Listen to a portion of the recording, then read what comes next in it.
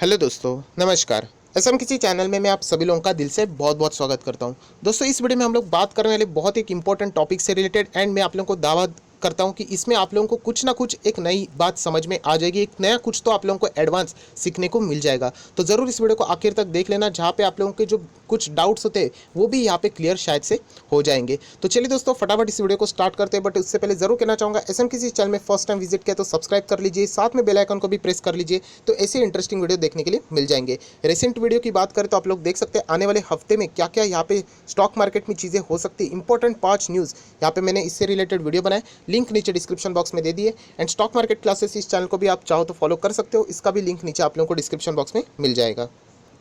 दोस्तों, अभी हम लोग आ चुके हैं नॉर्मल स्क्रीन के ऊपर एंड ये जो वीडियो का टॉपिक है, जैसे कि स्क्रीन से ही आप लोगों को थंबनेल से ही अंदाज़ा आ गया होगा, बट ये सवाल मुझे बहुत समय से पूछा गया था एंड कल भी मैंने एक वीडियो इसी टॉपिक से रिलेटेड एक कवर किया था। तो बहुत सारे लोगों ने पूछा था कि सर, आपने हमें आलोक इंडस्ट्री इस कंपनी में निवेश करने के लिए तो ज़रूर कहा था, जब वो 1 रुपये के आसपास था, 4 रुपये के आसपास था, छोटा सा अमाउंट लगाने के लिए कहा था क्योंकि पेनी स्टॉक की गारंटी नहीं होती है। एंड आज हम लोग देख सकते हैं वो 1-2 रुपया वाला स्टॉक, 4 रुपये वाला स्टॉक हम लोग को 35 से 40 रुपये के आसपास देखने को मिल रहा है। 2 साल के बाद अच्छा रिटर्न मिल रहा है। बट यही बात जब आरकॉम की आ जाती है, तब आप हमें यहाँ पे मना क्यों कर रहे हो? क्योंकि दोनों कंपनी अगर देखी जाए, आलोक इंडस्ट्री हो या फिर आरकॉम हो, दोनों 1-2 रुपये के आसपास ही मिल रही थी। दोनों को जो बाइंग करने से रिलेटेड न्यूज़ सामने आ रही थी, वहाँ पे भी रिलायंस इंडस्ट्री इन्वॉल्व थी। तो यहाँ पे क्यों आरकॉम से रिलेटेड आप हमें यहाँ पे मना कर रहे हो?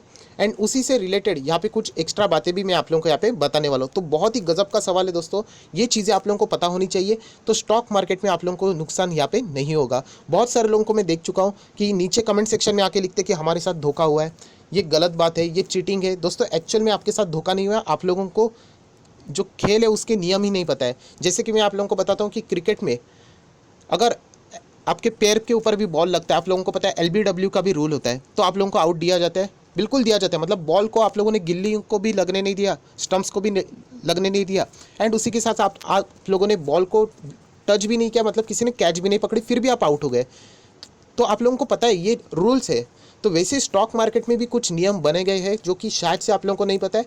तो आप लोग कुछ भी कर लो तो वो नियम जो है उसी को तो फॉलो किया जाने वाला है। सो ये चीज़ें आप लोगों को जो रूल्स है वो आप लोगों को पता होनी चाहिए, वरना आप लोगों का भारी भरकम नुकसान हो सकता है।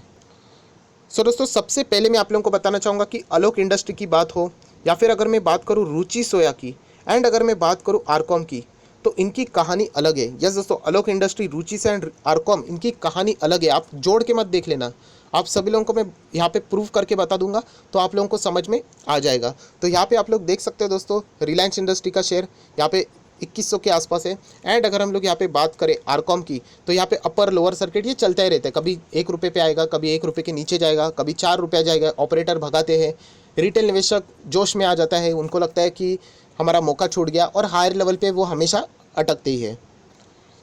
दोस्तों, इसीलिए मैंने ये वीडियो बनाया जहाँ पे मैं आप लोगों को बताऊंगा कि यहाँ पे इशू क्या है एंड ये कहानी आलोक इंडस्ट्री से डिफरेंट कैसी है। तो देखिए दोस्तों, यहाँ पे मैं आप लोगों को कुछ एक इंपॉर्टेंट एग्जांपल दूंगा, जिसको ये एग्जांपल समझा उसको एक कहानी भी समझ में आ गई, तो आप ही लोग डिसाइड कर पाओगे कि आप लोगों ने निवेश करना है भी या नहीं। दोस्तों, यहाँ पे कुछ एग्जाम्पल जैसे मैंने कहा आप लोगों को बताना चाहूँगा। फॉर एन एग्जाम्पल, देखिए आप जिस भी एरिया में रहते हो, फॉर एन एग्जाम्पल वहाँ पे एक दुकान है, ठीक है, एक रिटेल का दुकान है, मतलब जहाँ पे खाने पीने की चीज़ें मिलती है, एसी वीसी बढ़िया लगाया हुआ है, ऐसा एक शॉपिंग सेंटर जैसा आप लोगों के पास दुकान रहेगा आपके एरिया में। फॉर एन एग्जांपल वो दुकान बहुत बड़े घाटे में चला गया, बहुत ज़बरदस्त लॉस हुआ, एंड उस दुकान के भी फॉर एन एग्जांपल शेयर थे। उस शेयर का प्राइस था लगभग 700 रुपया, और आज वो गिरते गिरते हो गए 7 रुपये। ठीक है, क्योंकि दुकान है लॉस में, तो इसी के कारण तो शेयर गिरेगा, ऐसे ही थोड़ी ना शेयर गिरता है टाइम पास के लिए। तो 700 का शेयर 7 रुपया हो गया, दुकान कैसे हो गया, लॉस में आ गया, घाटे में चल रहा है। ठीक है, अभी इसमें दो चीज़ें हो सकती है दोस्तों। आइदर इस दुकान को खरीदने के लिए कोई तो आ जाए, पॉइंट नंबर 1, कि हमें ये दुकान पसंद है, हमें ये दुकान आप पूरा दे दो, एसी भी आपका, आपके अंदर जो स्टाफ भी काम करते हैं वो भी हमें दे दो, अच्छे खासे स्किल्ड स्टाफ है। सिर्फ वो दुकानदार की गलती की वजह से उसने कर्जा ज़्यादा लिया होगा, उसके कुछ प्लान्स जो एग्जीक्यूशन करना होता है वो उन्होंने गलत किया, और उसके वजह से उनको नुकसान हुआ है। मतलब दुकान तो ज़बरदस्त है, बट वो चलाने वाला मालिक था वो परफेक्ट नहीं था। तो एक पहला नंबर पॉइंट कैसा हो गया कि यहाँ पे आप उस दुकान को पूरा खरीद लो क्योंकि दुकान ख़राब नहीं है। एंड अगर सेकंड बात अगर हम लोग कहे कि यहाँ पे कोई ऐसा भी आ सकता है कि ये दुकान बेचने की बात की जा रही है, पूरा दुकान तो नहीं चाहिए, बट मुझे दुकान का एसी चाहिए, एसी ठीक ठाक चल रहा है, मुझे पूरा दुकान तो नहीं चाहिए बट आपके स्टाफ चाहिए, बहुत ज़बरदस्त काम करते हैं, मुझे पूरा दुकान नहीं चाहिए, आपके दुकान का ये जो वाला पार्ट है वो सिर्फ चाहिए, मतलब पूरा दुकान नहीं चाहिए। सो दोस्तों ऐसे दो सिचुएशन मैंने आप लोगों को बता दी। फर्स्ट सिचुएशन में पूरा दुकान खरीदने के लिए कोई आया, तो सेकेंड सिचुएशन में सिर्फ दुकान के कुछ पार्ट्स खरीदने के लिए लोग आए, पूरा दुकान नहीं चाहिए था क्योंकि उनको पता है कि दुकान में कुछ है ही नहीं, अच्छी बात है ही नहीं। तो यही सिचुएशन है दोस्तों जो कि आलोक इंडस्ट्री रुचि सोया में थी एंड आरकॉम में थी। जो फर्स्ट सिचुएशन हम लोगों ने देखा ना कि पूरा दुकान अच्छा था, सिर्फ जो उनका दुकानदार का जो ओनर था उसने प्रॉपर डिसीजन नहीं लिए, उसके वजह बदौलत वो दुकान खराब गया, लॉस में गया।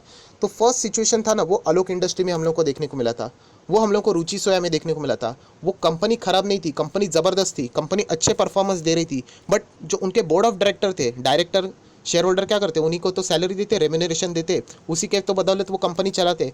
उन्होंने इतना कर्जा ले लिया कि कंपनी घाटे में चली गई। तो इसीलिए क्या किया कि रिलायंस इंडस्ट्री वहाँ पे आई, क्योंकि उनको पता है कि एक कंपनी खराब नहीं है, आलोक इंडस्ट्री खराब नहीं है, अच्छा परफॉर्मेंस दे सकती है आगे। तो उन्होंने प्लान नंबर 1 मतलब पूरा का पूरा वो कंपनी खरीद लिया। अभी उस कंपनी के ऊपर भी कर्जा था। अभी बैंक के पास दो ऑप्शन था, इधर वो चाहे तो इनको वो नहीं बेचते, तो फिर बैंक को वो पूरा घाटा ही हो जाता, वो आलोक इंडस्ट्री बेच के कितना निकाल पाते। तो इससे अच्छा ऑप्शन था कि रिलायंस इंडस्ट्री जितना दे रहा है वो यहाँ पे ले लो, और आईबीसी के तहत हम लोगों ने वो देख लिया। और दोस्तों वो जो सेकंड सिचुएशन हम लोगों ने देख लिया वो अभी आरकॉम की हो चुकी है। यस दोस्तों, यार यही से कहानी शुरू है। मैंने कहा ना कि स्टॉक मार्केट में पेशेंस चाहिए। बहुत सारे लोग अभी इतना थियरी सुन के ही निकल गए होंगे, उन्होंने तो वीडियो भी नहीं दिखा होगा, और ऐसे लोगों का बाद में नुकसान होता है और 3 दिन के बाद ये वीडियो देखने के लिए आ जाएंगे। तो दोस्तों देख लेना यहाँ पे क्या लिखा है, NCLT to decide on Reliance communication asset. Yes दोस्तों, ये जो सेकंड एग्जांपल मैंने बोला था ना दुकान का, ये यहाँ पे आरकॉम का है। मतलब रिलायंस इंडस्ट्री को वो आरकॉम पूरी कंपनी नहीं चाहिए, उनको कुछ उनके टावर्स चाहिए, कुछ उनके पार्ट्स चाहिए, फाइबर से रिलेटेड कुछ भी चीज़ें जो रिलायंस इंडस्ट्री को अच्छी लगती है, सिर्फ वो पार्ट लेंगे, पेमेंट कर देंगे 20,000 करोड़, 23,000 करोड़, जो भी डील न्यूज़ सामने आ रही है, 6,000 करोड़, जो भी कुछ होगा, और वो यहाँ से निकल लेंगे। वो यहाँ पे पूरा का पूरा आरकॉम खरीदने वाले नहीं है।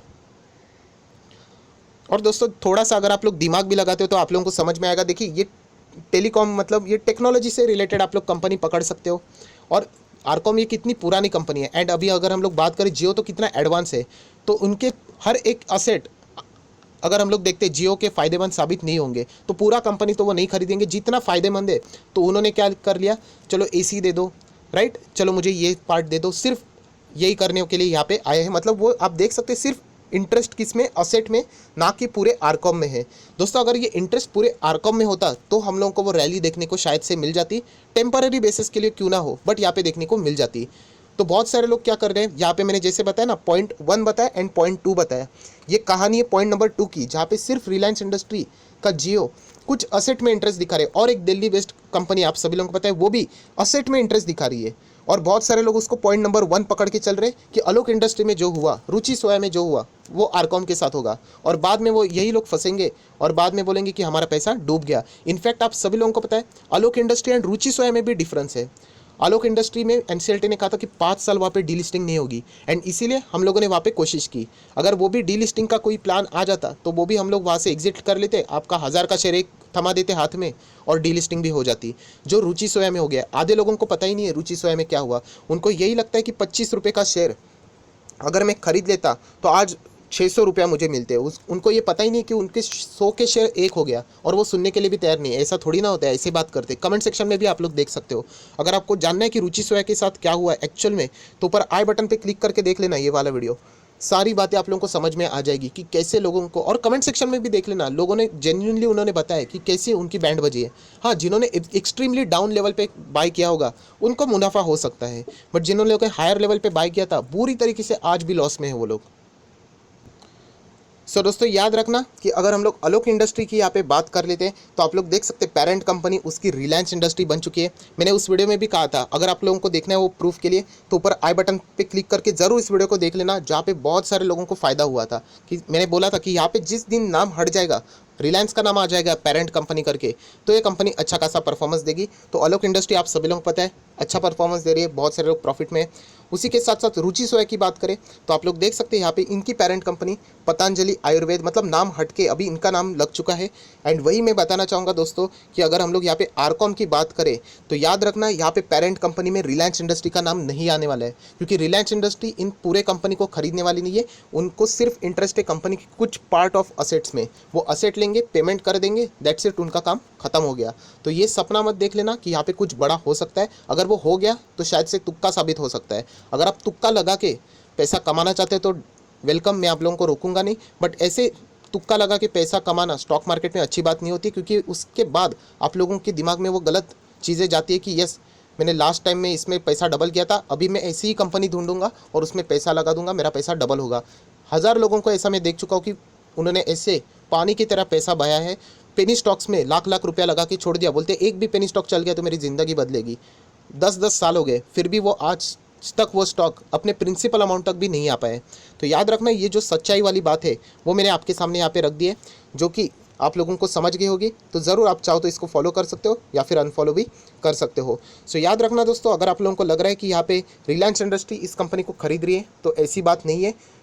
केस 1 नहीं है, यहाँ पे केस 2 है। सिर्फ हमें छोटा सा असेट दे दो, आपकी ये कंपनी का ये पार्ट अच्छा लग रहा है, वही हमारे काम का है, और वो लेके यहाँ पे रिलायंस इंडस्ट्री एग्जिट होने वाली है।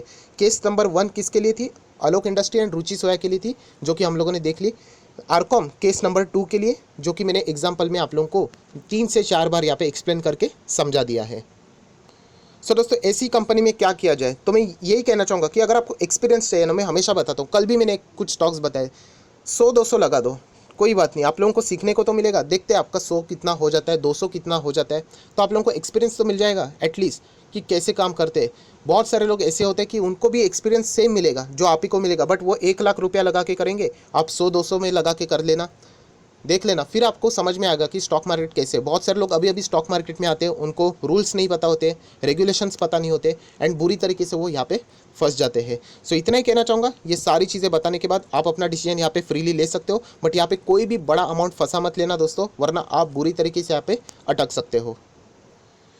सो इसीलिए वीडियो क्लोज करने से पहले, जैसे मैंने आप लोगों को कहा था कि बहुत सारे लोग बता रहे कि क्या इसका टारगेट 30+ जा सकता है, 100+ जा सकता है, यही आप लोग पूछ रहे थे, जैसे मैंने स्क्रीन के भी ऊपर आप लोगों के यहाँ पे दिखाया होगा। तो मैं कहना चाहूँगा ये पॉसिबिलिटी ना के बराबर है।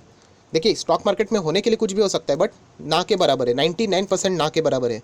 सो 1% के लिए अगर आप लोग रिस्क लेना चाहते हो तो कॉन्ग्रेचुलेशन, आप लोग ज़रूर कर सकते हो, बट एक स्मार्ट इन्वेस्टर वही होता है अच्छे शेयर में हमेशा निवेश करता है।